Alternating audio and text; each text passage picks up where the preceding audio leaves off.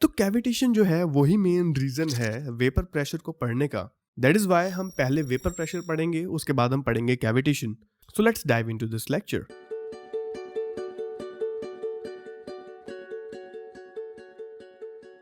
अब बॉइलिंग क्या है? बॉइलिंग वो फिनोमेना है जब वाटर अपने अंदर बबल्स क्रिएट करना शुरू कर देता है, उसको कहते हैं हम बॉइलिंग।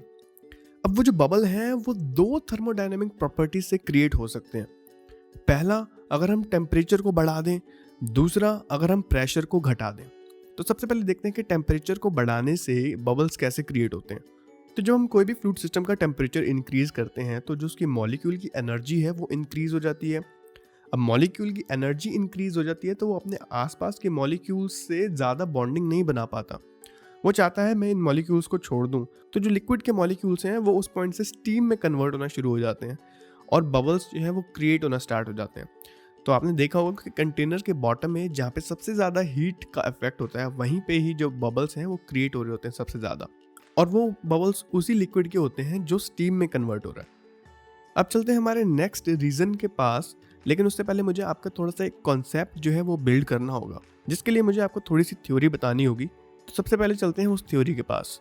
अब इसके लिए मैं लेता हूँ एक कंटेनर जो कि आधा फिल्ड है वाटर से एट 25 डिग्री सेल्सियस। अब जो मॉलिक्यूल्स ऑफ वाटर के हैं उनके पास हमेशा कुछ ना कुछ एनर्जी होती है, क्योंकि अब ये ऑलरेडी 25 डिग्री सेल्सियस पे है तो इट मीन्स कुछ ना कुछ एनर्जी तो इनके पास ऑलरेडी है ही। तो ये क्या करते हैं, ये अपनी सरफेस से उठने की कोशिश करते हैं और ये मॉलिक्यूल्स जो हैं ये एस्केप होना चाहते हैं और गैस में कन्वर्ट होना चाहते हैं। और जब भी कोई चीज़ गैस में कन्वर्ट होती है तो वो प्रेशर एक्सर्ट करती है, फिर चाहे वो कितना भी स्मॉल हो या कितना लार्ज हो। जितना वो ज़्यादा कन्वर्ट होगी उतना ज़्यादा प्रेशर क्रिएट करेगी, जितना कम कन्वर्ट होगी उतना कम प्रेशर क्रिएट करेगी। अब जो कंटेनर के जो मॉलिक्यूल्स हैं ये सारे इवेपोरेट हो रहे हैं कॉन्टिन्यूसली, और उसी समय जो एटमॉस्फेयर का प्रेशर इस कंटेनर पे लग रहा है वो है 101325 न्यूटन पर मीटर स्क्वायर।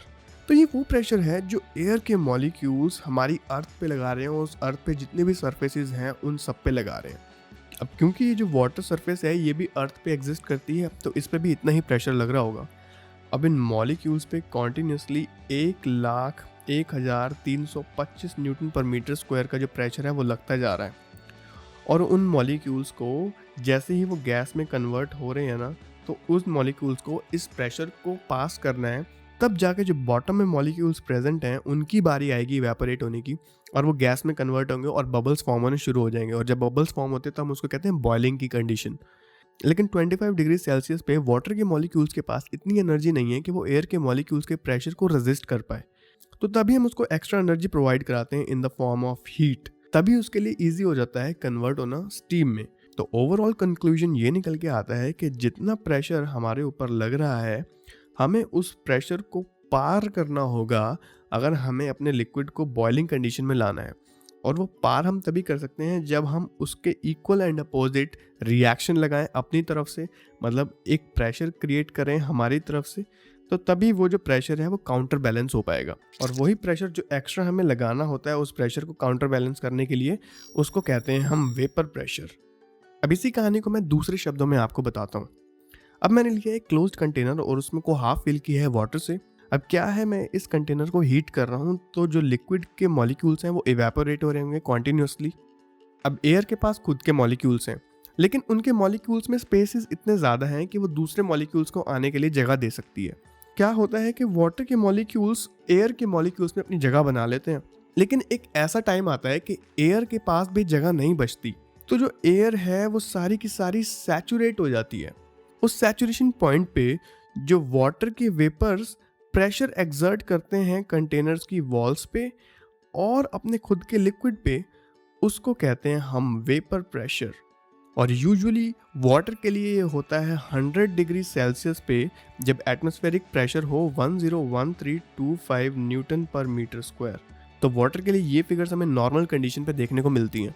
तो इतनी थ्योरी से हमें ये समझ आता है कि अगर हम एटमॉस्फेरिक प्रेशर को ही कम कर दें तो जो हमारा वेपर प्रेशर है इसको रेजिस्ट करने के लिए जो नीचे से लगता है वो भी कम ही लगेगा। और अगर वो कम लगेगा तो इट मीन्स बॉइलिंग जो है वो कम टेम्परेचर पे हो जाएगी। इट मीन्स हमें कम एनर्जी प्रोवाइड करने की ज़रूरत पड़ेगी, क्योंकि जब एटमॉस्फेरिक प्रेशर ज़्यादा होता है तो हमें ज़्यादा वेपर प्रेशर की ज़रूरत पड़ती है, और ज़्यादा वेपर प्रेशर हमें तब मिलता है जब हम हाई एनर्जी प्रोवाइड करते हैं उसको। तो वहीं से हमारे पास एक ग्राफ निकल के आया कि जैसे जैसे वेपर प्रेशर जो है वो कम होता जाता है, तो जो वाटर का बॉइलिंग टेम्परेचर है वो भी कम होता जाता है। तो यहाँ से हम क्लियरली देख सकते हैं कि अगर वाटर का वेपर प्रेशर जो है वो 20 किलो पास्कल के अराउंड है, 20 किलो पास्कल के अराउंड मतलब 20,000 न्यूटन पर मीटर स्क्वायर के अराउंड है, तो जो बॉइलिंग है वो 60 डिग्री पे ही हो जाएगी। ये ग्राफ हमें ये बताता है। और यही मेन रीज़न है कि जब हम माउंटेन्स पे जाते हैं तो जो हमारा बॉइलिंग टेम्परेचर है वाटर का वो कम होता जाता है, और कुकिंग जो है वो जल्दी हो जाती है। क्यों? क्योंकि जो डेंसिटी है वो कम हो जाती है, जिसकी वजह से नंबर ऑफ़ मॉलिक्यूल्स कम हो जाते हैं। अगर नंबर ऑफ़ मॉलिक्यूल्स कम हो गए तो जो प्रेशर है एयर का वो भी कम हो जाता है, और अगर एटमॉस्फेरिक प्रेशर कम हो गया तो जो हमारा वेपर प्रेशर है वो भी कम लगेगा, जिसकी वजह से हमारी एनर्जी है वो भी कम लगेगी। इट मीन्स जो हीटिंग है वो भी कम होगी, और जो बॉइलिंग है वो भी कम टेम्परेचर पे होगी। अब चलते हैं अपने सेकंड रीज़न के पास, जो मैंने कहा था कि जो बबल्स हैं वो टेम्परेचर बढ़ने के साथ साथ प्रेशर के घटने से भी होते हैं। अब देखते हैं कि प्रेशर के घटने से बबल्स कैसे क्रिएट होते हैं। आई थिंक हमने अभी तक प्रीटी मच सब कुछ पढ़ ही लिया है, और हमारे जो कॉन्सेप्ट्स हैं वेपर प्रेशर के बारे में और बॉइलिंग के बारे में क्लियर हो ही चुके हैं, और जो हमारे कुछ मिसकंसेप्शंस थे वो भी क्लियर हो चुके होंगे। तो जितना हमने सब कुछ अभी तक पढ़ा है उसी थ्योरी का यूज़ करते हुए हम इस एपरेटस पे काम करते हैं। इस एपरेटस में हमारे पास एक क्लोज्ड कंटेनर है जिसके साथ एक वैक्यूम पंप लगा हुआ है, और ये जो वैक्यूम पंप है इसमें से ये एयर को सक करेगा। अब करंटली जो प्रेशर लग रहा है पूरे सिस्टम पे वो लग रहा है 101325 न्यूटन पर मीटर स्क्वायर, जो कि नॉर्मल एटमॉस्फेरिक टेम्परेचर है जो अभी राइट नाउ सबके ऊपर लग रहा है। अब हम इस वैक्यूम पंप का यूज़ करके इस वाटर के सराउंडिंग प्रेशर को कम करने की कोशिश करते हैं।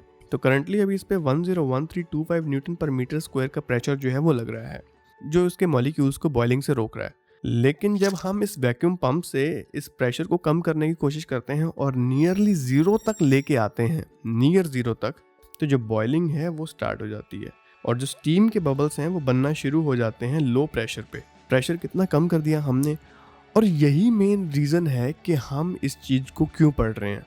देखो, जब फ्लूइड जो है वो हाई स्पीड से मूव करता है ना, तो वो लो प्रेशर रीजन क्रिएट करता है, और ये बताया था हमें बर्नौली ने। इस चीज़ को हम आने वाले चैप्टर्स में भी पढ़ेंगे, लेकिन अभी फ़िलहाल के लिए ये जानना ज़रूरी है।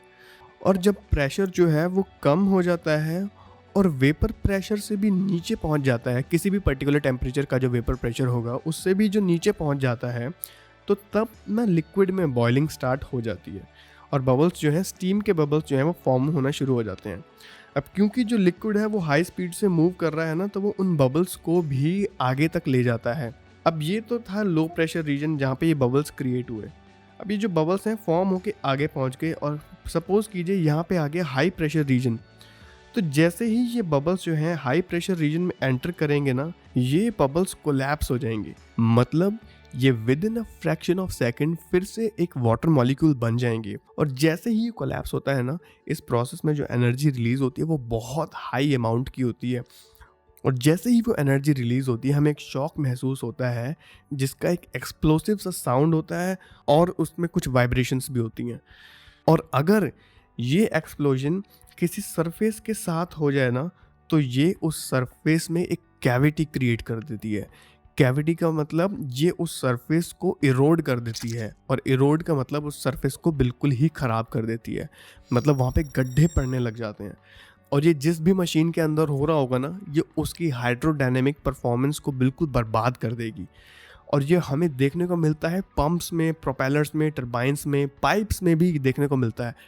तो अगर आप वेंचुरीमीटर पढ़ोगे तो वहाँ पे भी ये फिनोमेनन हमें देखने को मिलता है कैविटेशन का। क्या होता है कि जैसे ही ये बबल कोलैप्स हुआ ना, मतलब इसने कोई स्पेस लिया हुआ था पहले, और अगर ये कोलैप्स हुआ, ये एकदम से फॉर्म हो गया एक वाटर मॉलिक्यूल में। स्टीम के बबल्स हैं ये सारे के सारे, एक वाटर मॉलिक्यूल में अगर फॉर्म हो गए, तो जैसे ही ये वाटर मॉलिक्यूल में कन्वर्ट हुए, छोटा सा वाटर मॉलिक्यूल होगा, उस सारे स्पेस को जो आसपास वाला लिक्विड है वो भरने की कोशिश करता है।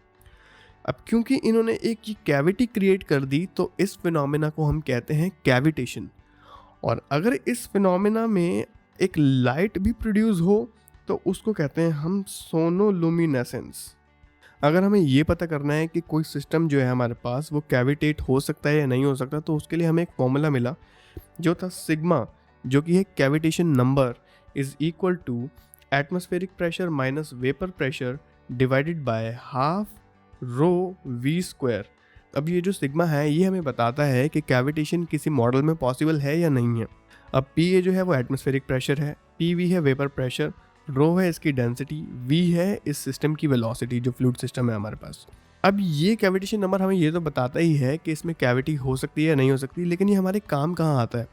देखो, अगर हमारे पास कोई ज्योमेट्रिकली सिमिलर मॉडल है, जैसे हमने कोई भी टरबाइन बनाया, तो हम उसका एक छोटा सा रूप बनाएंगे। ज्योमेट्रिकली सिमिलर का मतलब है उसकी जो डायमेंशंस का रेशियो है वो ओरिजिनल वाली टरबाइन के डायमेंशन के रेशियो के बिल्कुल इक्वल होगा। मतलब अगर उसके ब्लेड का रेशियो 1/2 है तो उसकी जो लेंथ और वेट है उसका भी रेशियो 1/2 ही होगा। तो हम उन छोटे मॉडल्स की हाइड्रोडायनेमिक परफॉर्मेंस चेक करते हैं, जिसमें हम उसका कैविटेशन नंबर भी चेक करते हैं। अगर कैविटेशन नंबर 0 के इक्वल आता है, इट मीन्स उसमें कैविटेशन होने के पूरे चांसेस हैं।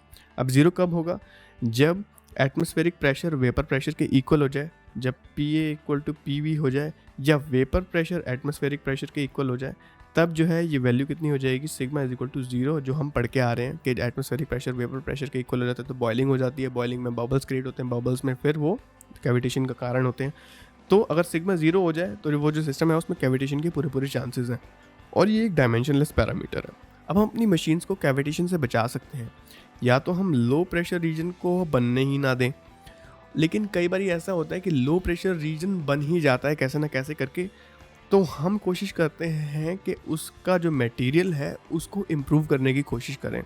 हम कुछ ऐसे अलॉयज़ का यूज़ करें जिसमें कैविटेशन की जो ससेप्टिबिलिटी है वो कम से कम हो, और कैविटेशन रेजिस्टेंट मटेरियल्स पे ज़्यादा स्टडी करते हैं उस केस में। तो ये था ओवरऑल वेपर प्रेशर और कैविटेशन के बारे में। आज की जो लेक्चर की जो पीडीएफ है ये थोड़ी सी अजीब सी हो गई है, इसको मैं बिल्कुल ठीक करने की कोशिश करूँगा, और जब आप इसको डाउनलोड करोगे तो आपको एक ऑर्गेनाइज फॉर्मेट में मिलेगी। तो आई होप आपको ये जो लेक्चर है पसंद आया होगा। मिलते हैं नेक्स्ट लेक्चर में। मैं सारे के सारे पॉइंट्स में ऐड करने की कोशिश करूँगा जितने भी मैंने आपको बताया और जो मैं लिख नहीं पाया। तो मिलते हैं नेक्स्ट लेक्चर में, तब तक के लिए आप लोग पढ़ते रहिए, अपनी गेट IAS JEE की तैयारी चालू रखिए। मिलते हैं नेक्स्ट लेक्चर में।